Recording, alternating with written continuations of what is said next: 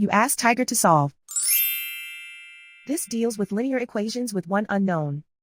The final result is x equals 4. Let's solve it step by step. Group all x terms on the left side of the equation.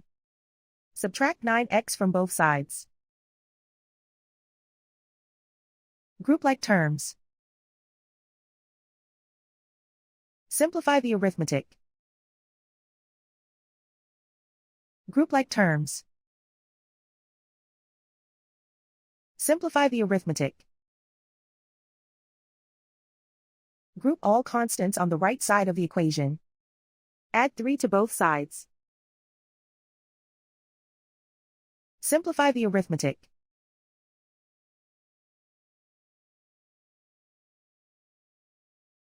Isolate the x.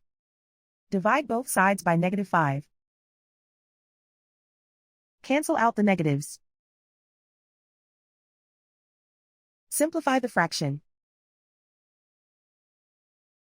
Cancel out the negatives.